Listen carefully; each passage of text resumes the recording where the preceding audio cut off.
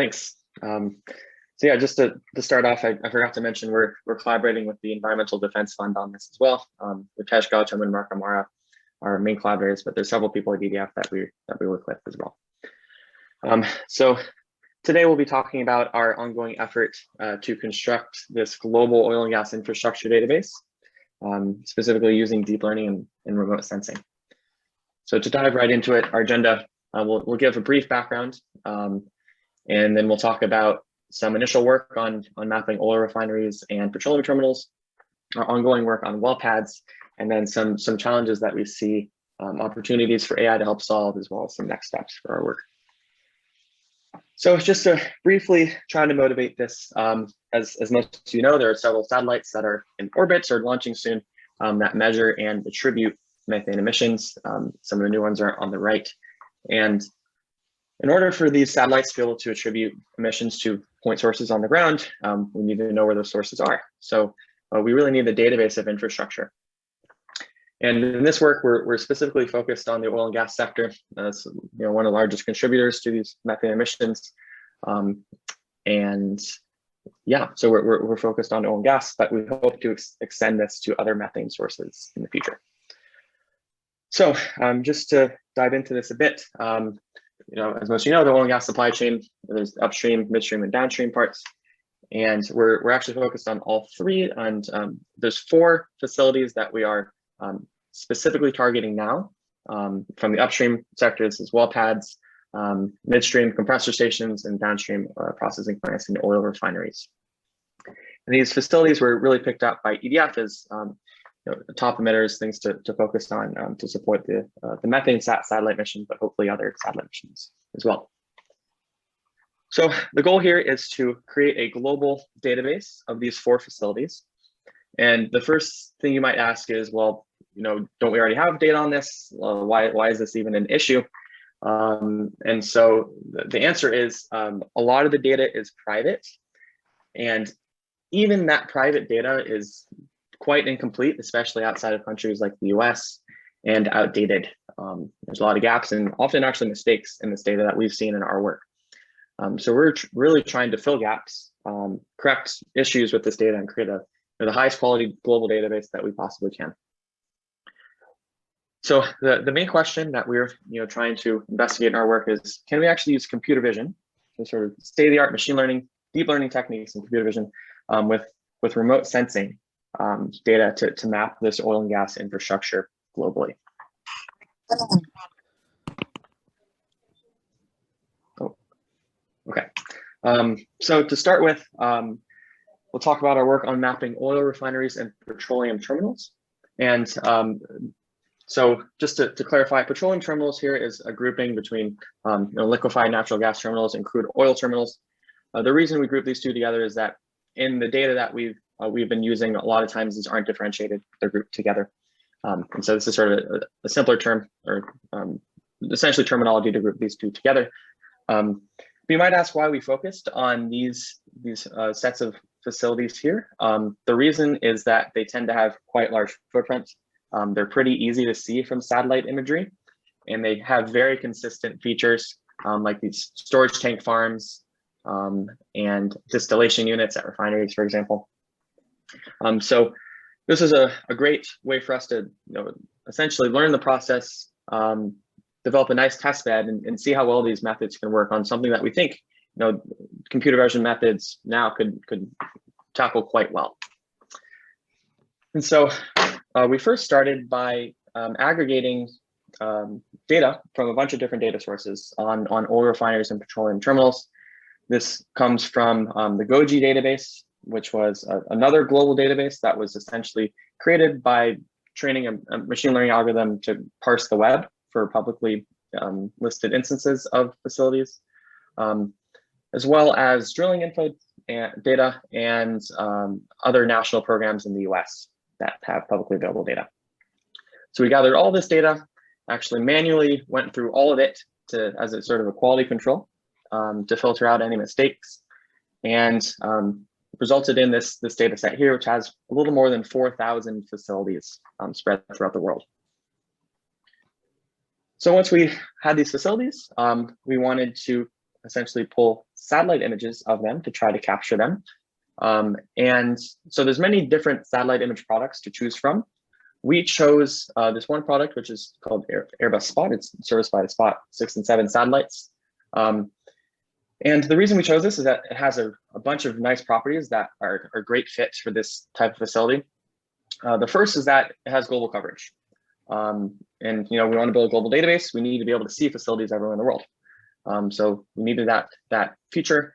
It's also quite high resolution. It's 1.5 meters per pixel. And as you can see in the top row here, the features of these facilities are quite clear at that resolution. Of course, there is higher resolution imagery that we'll talk about later. But for these facilities, since they're pretty large footprint, 1.5 meter per pixel is essentially sufficient for these facilities. And moreover, these satellites capture the Earth roughly every year, but with some lags. But essentially, most of our data was covered in the last 2 years, so last 2 to 3 years, which is great. We want the imagery to be recent to ensure our database is as recent, updated as possible. And finally, these images are selected to have low cloud cover. And the cloud cover is actually the reason that there are sometimes delays in this images. But generally, and I think 99.9% of the images in our database, you can see everything clearly on the ground. Okay, so what we did is we obtained these satellite images at all of the facilities, more than 4,000 facilities in our database. We also obtained a bunch of what we call negative images, or images that contain certain features or landscapes that are somewhat similar to the features and landscapes you'd see at the refineries and terminals. And so by doing this, we have a data set of what we call positives and a data set of negatives, which is a perfect data set to be able to use to train a simple binary classification model. And so how does this work? So we use basically these things are called convolutional neural networks, or CNNs for short. And these have really become the standard model to use to automatically interpret imagery data, pixel data in some way. And so just to briefly describe what these things are, they're, like I said, they're designed to model image data. They consist of stacked layers. So each of these is sort of a different layer in this model. This is the model here. I guess this whole thing is the model here, and consists of layers to model different levels of abstraction. So in this example, we have an image of a digit, and the goal is to classify what digit is in the image. And so the model is able to essentially take in the pixels of the image and output scores assigned to each class. So in this case, we have a score assigned to 0, score assigned to 1, all the way to 9, essentially indicating the likelihood that the model thinks this image contains that digit. And so the model essentially performs different operations on this pixel data to produce this final set of scores. And each one of these layers has parameters. So these are parameterized, and these parameters are learned by looking at a lot of data. So you essentially feed the model examples. For example, in this, you feed examples of different images of the digit 2, different images of the digit 3, etc. A bunch of examples, feed it through, and adjust those parameters to be able to maximize how well the model is able to classify those images in your training data set. And just to show an example of the core operation in convolutional neural networks, there are several different layers that people piece together, but the reason it has its name is because of the convolution operation. And this is sort of a nice visual representation of what it does. It essentially scans a matrix over the pixels of the image. And here, this is the red channel, the green channel, and the blue channel of the image. Essentially scans a matrix over and computes a bunch of different things, and does this many times, layers and layers. And that's really what you're seeing here. These layers are outputs of different convolutions, also other layers, but you see these things transformed over time to try to compute features of the image, which are aggregated to produce a prediction. Okay, so people have been playing around with these convolutional based architectures for several years now, and have shown them to perform well in many different tasks. For example, in our lab, we've worked on a lot of medical imaging, trying to diagnose diseases from chest x-rays, for example, and shown that these models are quite well, and sometimes better than, or at least similar to radiologists in how they are able to detect the diseases in the x-rays. But people have worked with these architectures and tried to design different ways of ordering layers, ordering these operations, different more sophisticated ways of doing this. And there's this one architecture called DenseNet it's several years old now, but it's a pretty well-established architecture that tends to be a very strong baseline in these sorts of tasks. And so we use this model. We explored several other models, but this is the model that worked the best. And essentially, all we did is we take our positive images here of the facilities, as well as our negative images, feed them in, and do this training process of trying to adjust the parameters of the model such that it correctly classifies all the positive images in our data set and all the negative ones. And we call this model OG next, oil gas. Okay, so in order to do this, we took all of our facilities in our data set and split them into 3 different sets that are mutually exclusive. And so the first in green here is the training set. These are the images that are used to actually tune the parameters of the network. The validation set is, these are the images that were used to actually select different models. So we played around with many different models, many different design choices that are independent of that parameter learning process. This is the way you sort of select models. And then we have our test set. And this is really used to try to get a robust estimate of performance of your best model. And so what we did here is we actually sampled points in order to capture the countries that actually have very little data. And so you might imagine, okay, we've collected a bunch of data. Maybe we're missing data in several countries. How do we know how well our model is going to perform on those new countries for which we have no data? And so we tried to simulate this by essentially holding out countries from our data set and putting them in the test set. And so these gray countries, the model actually never sees during training. And so one thing we wanted to look at is how well the model can generalize to these new countries. And here are the results of that experiment. Just to go over some terminology here, recall is essentially the amount of facilities the model was able to successfully capture. And so just starting with these results, within the countries for which we actually put data in the training set, so these are what we call in-sample countries. These are countries that the model actually sees during training. It was able to capture 97% of the oil refineries and actually 100% of the petroleum terminals. So only missed about 3% of the refineries and overall less than 1% of the facilities in these countries, which is great. And then in the out-of-sample countries, these are exactly those countries that we held out from the data that the model never sees during training. You see a bit of a drop in performance. So we maybe missed a little bit less than 4% of the refineries and a little bit less than 3% of the terminals, and overall a little bit less than 3% of these facilities. But it's still not bad, right? We've captured actually 97% of the facilities in countries the model had never seen before, which is a good sign. That means the model is generalizing pretty well. Although there is a drop in performance, it does generalize pretty well to these facilities that might actually look different than the ones in the training data. Okay, so you might ask, sure, your model can capture these facilities, but what if I have a model that just says everything is an oil refinery or petroleum terminal, right? It just says this, everything is positive. That's a useless model, but it gets actually 100% recall on every single one of these entries. Well, the other metric to look at that is commonly used is called precision. And this is essentially saying out of everything that my model classified as a oil refinery or petroleum terminal, how many of them were actually an oil refinery or petroleum terminal, right? How many false positives were there? And so the precision of our model on our data is about 99%, which is essentially saying out of 100 images classified as one of these facilities, only one was not correct. It's worth noting that this is a bit of an inflation of the precision because we didn't include things that look very similar to refineries and terminals. For example, wastewater treatment plants or chemical processing plants were not in the data. And so those will likely be false positives. We haven't tested it, but this is something to keep in mind when interpreting that metric. Okay, one thing that we were interested in is whether this high resolution imagery that we used was actually necessary to be able to detect these things reliably. And so what we did is we played around with different resolutions. So we sort of artificially downsampled the images and dropped the resolution at 1.5 meter to 5 meter, 10 meter, and 15 meter to see how it affected the performance.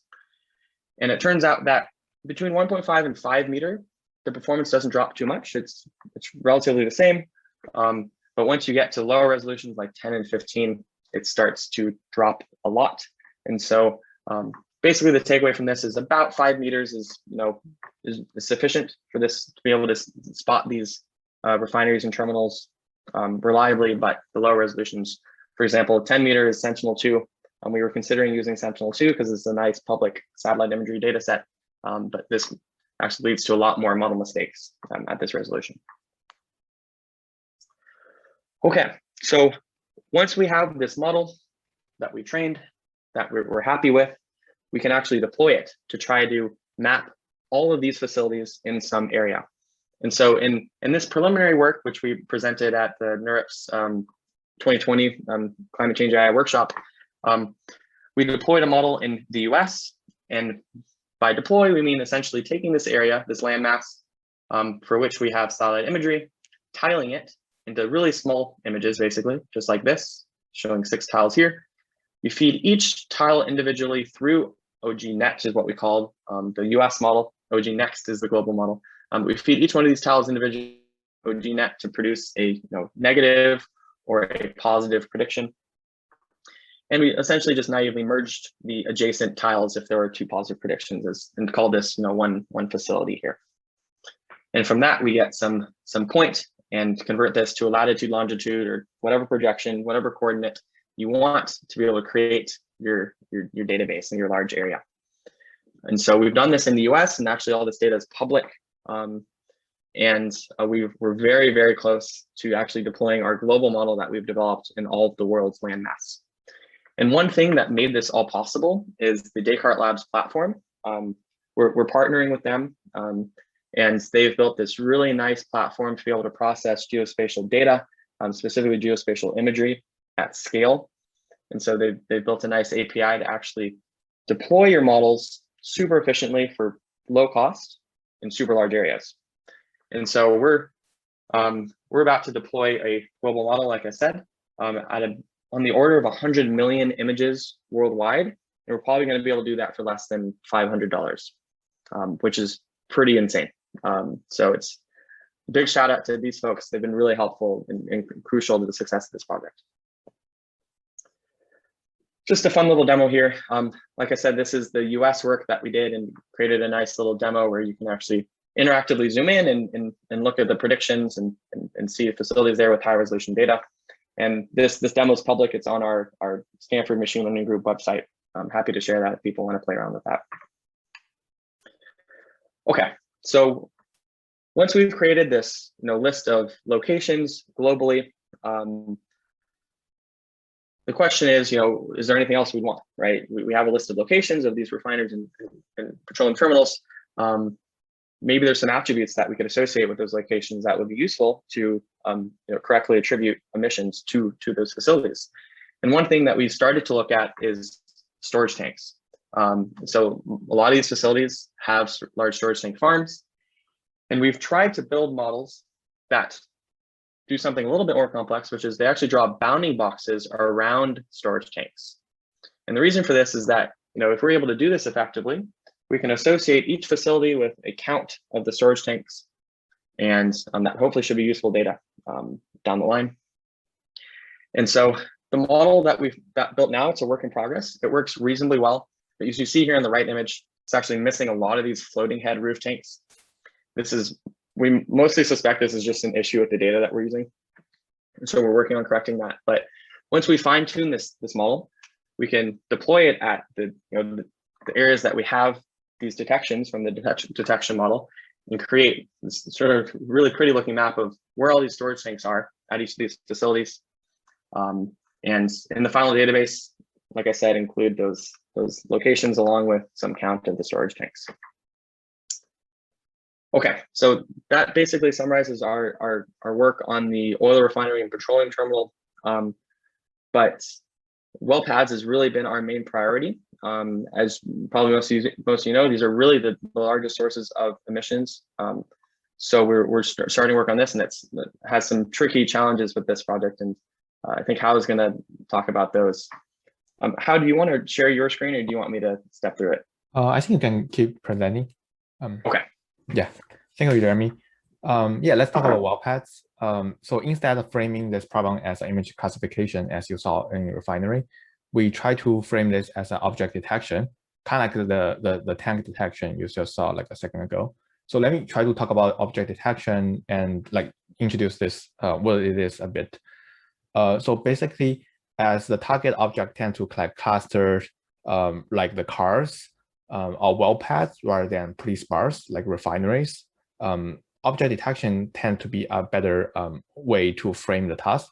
For example, if you take a look at this image and try to ask the image classification model to see if there's a car or not, the image classification model probably gonna say yes, but you kind of lose track of the counting, like how many cars are there. And if you take a random picture in the city, most likely there are just be some cars around, and that makes the supervision to the model very weak. So we frame the well path detection problem as an object detection problem, and using bounding box to localize. Could you go to the next slide? Yeah, and use a bounding box to localize the well path, and that gives our model a stronger supervision. Of course, that comes with the cost that you need to label the well paths with the bounding boxes. Next slide, please. Yeah, with that in mind, let me try to introduce our first model. We call it a high resolution model because it's using the Airbus Spot, which has a resolution of 1.5 meter. So we first pull the well locations from drilling info data set and manually look at the Airbus Spot image at a particular location, verify if it's a well pad or not, and then using the bounding box as you saw to label the footprint of the well pad. So we do so for about 3,000, like actually 2,700 in United States and 2,800 in Canada. So basically North America, like US and Canada. And we split them into train, valid, test randomly. So you can see the red here is the train data set, the green here are the validation data set, and the black one here is a test data set. So basically they are kind of spatially random, make sure when we train, valid, and test, we won't run into an issue like overfit to a specific basin.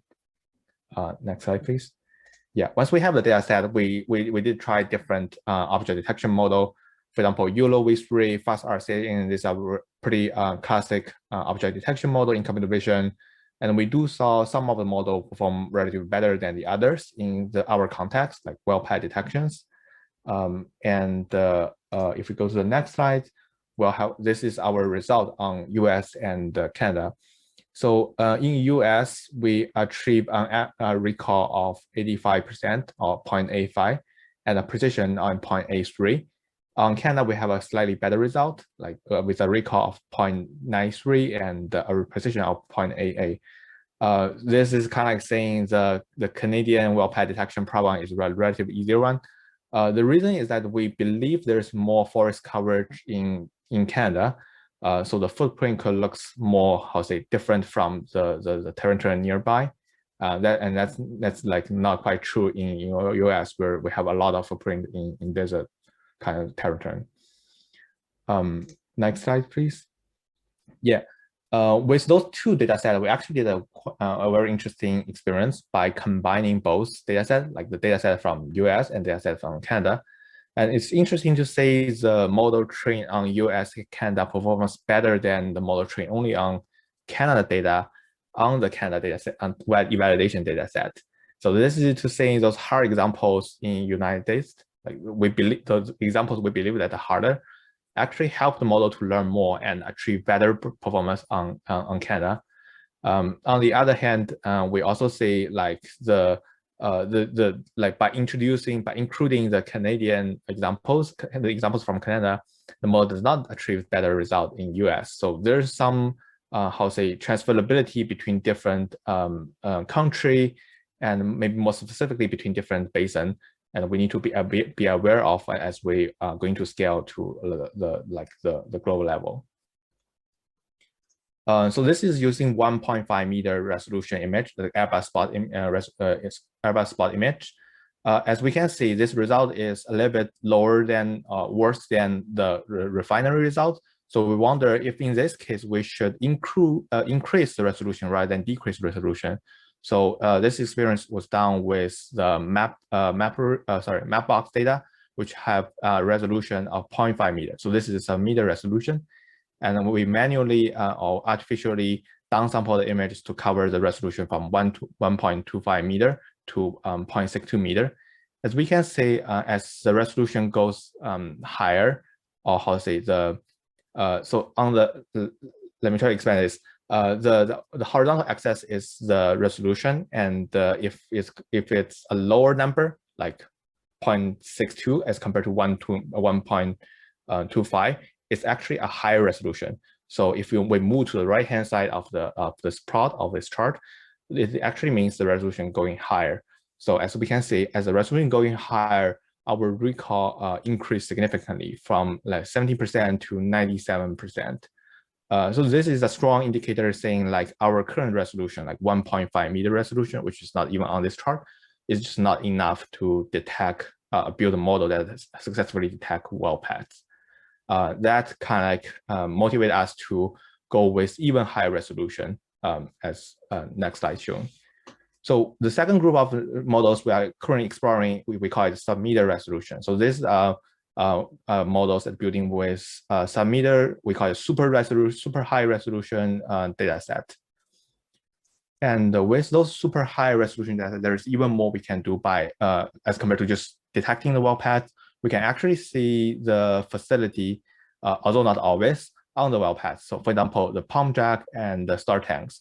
Those characters is important to estimate the emission from well paths. As we will see, different well paths have very different like emission amount. And a certain well path was called like super emitter, and they cover, they account for maybe 30% of all the emission from well paths, although they are only like 5%.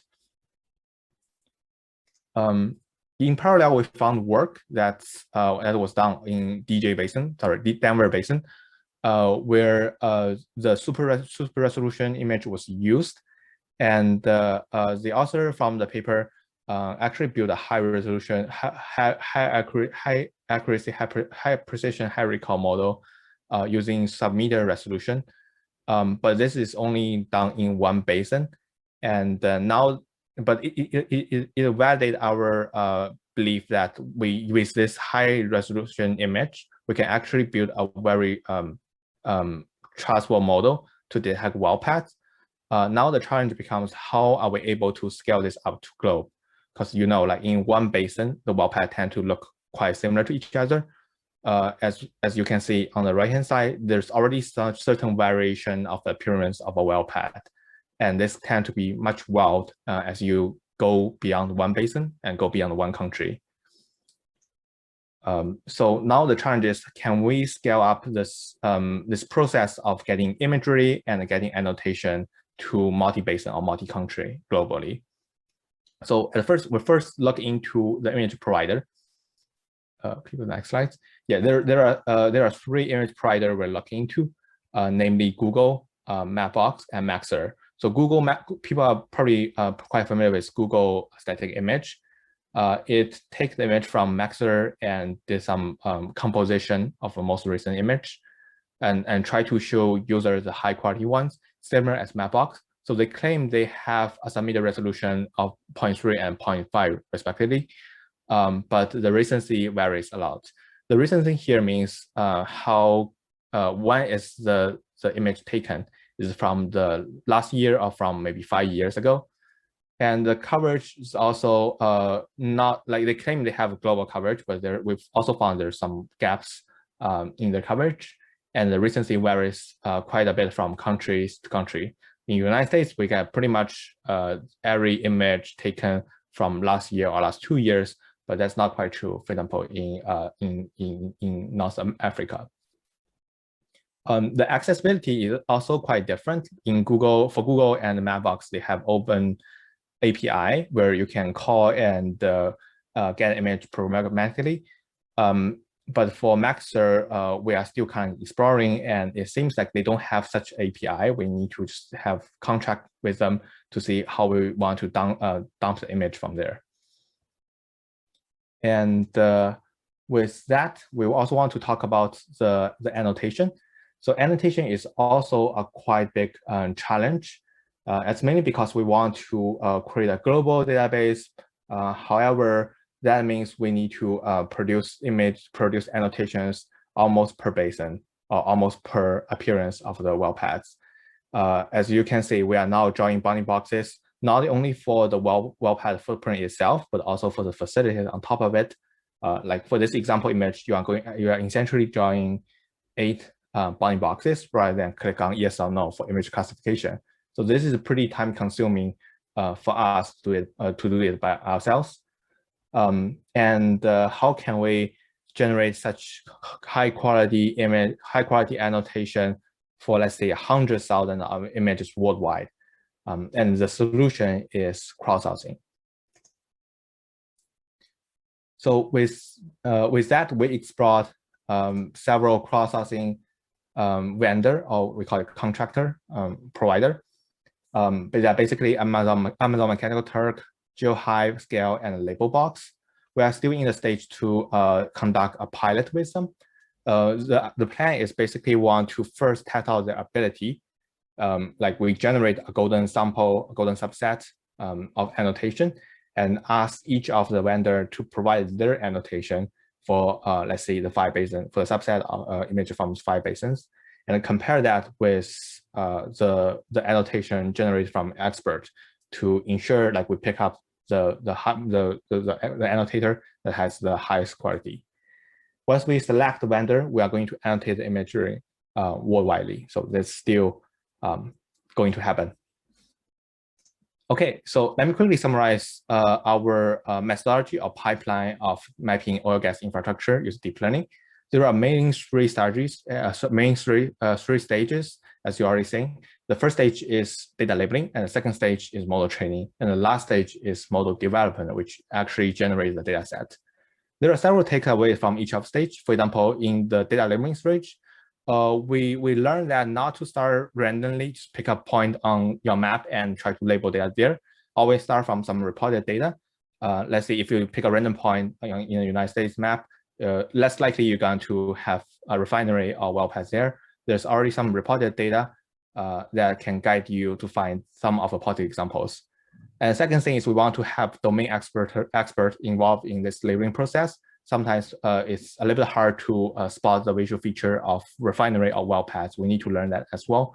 That really need to look in the domain experts. And last thing is, as we want to scale this up, it's not easy to do that by just 1 or 2 people. We probably need to rely on crowdsourcing to scale this up. In the model training stage, we realized like there's trade-off between classification and detection tasks. The labeling process for the classification is easier, but it also requires the facility to be relatively far away from each other of sparse, and it loses track. It does not have the ability to count the number of the facility. And we also realized the resolution plays a big important role in final performance, and that varies from facility to facility. Like for refinery, 5 meters is probably okay. For well pads, we need higher resolutions. Last but not least, we also have some takeaway from model deployment. Deploying in countries outside the training data set could cause some performance drops. It's mainly because some either the variation of the resolution of the image recency, and most important, the appearance of the facility itself. And once we have detected the locations, we can plug in a more expensive process here to characterize the facility we detected. We can either ask a human to label how many tanks are there, or we can pull the very high resolution image and apply or deploy a tank count model here to count how many tanks are there for this particular refinery as example. Yep. I think that's about the well pad. Jeremy, you want to take over? Yeah, thanks. So just very quickly to go over some challenges and next steps. So one thing that Hao hit on a lot here is the lack of labels, right? Obtaining these annotations is difficult, and these models require pretty fine-grained, strong supervision to perform well. And one solution that we've started to explore is crowdsourcing to create this global data set to train the model. But people who are more familiar with the AI side of things, we haven't even scratched the surface of the types of techniques that we could use to address this. Transfer learning to unself, semi-supervised, meta learning. And these are methods to try to make your models more label efficient. And active learning to try to identify which images, examples to label that are basically to make the most use of your annotators and label the data that will lead to the best performance improvements of your model. So lots of things to explore there on the AI side. And finally, there is this issue that's referred to more generally in the sort of machine learning community as covariate shift. And just very simply, this is when the data that you train on is different in some way to the data that you test on. And that's probably oversimplified in a little bit, but generally the idea is there. It's that you have training data like we saw in the oil refinery, petroleum terminal work. You train on data from countries where you have lots of data, like the US, and you go to test on data from countries where you don't have much data, right? And we saw in that work that there was this drop in performance. So how do we make models that are more robust to those differences, right? And so we see this manifesting in two different ways. The first is what we refer to as geographic covariate shift. Facilities look different in different countries, right? Maybe different manufacturers, different types of equipment. They also, the images themselves differ due to resolution, right? And so in some areas, we do have super high resolution images, but in some areas we just don't. So is it possible to build models that are more robust to these drops in resolution? And so we're exploring different solutions that some of them are applicable to both these methods, from domain adaptation and consistency training for the resolution covariate shift, super resolution, trying to artificially increase the resolution of the images that we get. And so we've really started to explore actually this resolution covariate shift this last quarter, but hope to move on to more sophisticated methods for addressing geographic covariate shift in the future too. So in terms of next steps here, just to summarize, we want to construct this global oil refinery and petroleum terminal database, which we're very close to doing, and we're going to make all that data public. So hopefully that will happen in the next few months. On the well pad side, as Hao said, we want to crowdsource these annotations to be able to create this global model and start developing these and fine-tuning them further. And work on addressing covariate shift due to resolution, also geographic covariate shift. These are our next steps. At the start of this talk, we talked about these 4 types of facilities that we wanted to investigate and map. We've really only focused on 2 of them. We have some preliminary work on compressor stations and processing plants, but we really want to start working more on that to include those in the database. And so the methods that we've been developing they sort of use AI to develop this static database. Maybe it's a database that is refreshed every year or something, but we want to make this database more living and potentially incorporate knowledge of the crowd, right? People might have their own knowledge of certain locations they want to add to this database. So we want to really couple this sort of static data generated process with AI with some crowdsourcing methodology to allow other people to add and keep this database as more of a living thing. And finally, like I said in the beginning, we're focused on the oil and gas sector now, but eventually do want to extend this to other methane sources. And yeah, quickly just to say thanks to a few people. Big thanks to Professor Rob Jackson, who's been really lead PI on this work. He's super helpful. Supervision, and really excited to keep working with him. It's been really fantastic working with him, and it's his postdoc Zutal, and as well as Professor Rajagopal, who's provided a lot of useful input. And a super special shout out to all of the master's and undergraduate students that have joined this project. There's been a ton. I think there's like 12 or 13 now. And most of these students are actually actively working on this, and they've joined through this research bootcamp that we lead in a lab called the AI for Climate Change Bootcamp, that brings together students and researchers from different domains together to collaboratively work on AI problems relevant to climate change. So thanks to them for all of their super hard work. And finally, to our external collaborators at EDF, Ritesh and Mark, really leading the vision of these projects and helping at every step of the way. And then also folks at Descartes Labs, Kyle, Rose, and Cooper, who, like I said, without their platform, we would not have been able to do all the things that we've done. So thanks so much, and happy to answer any questions.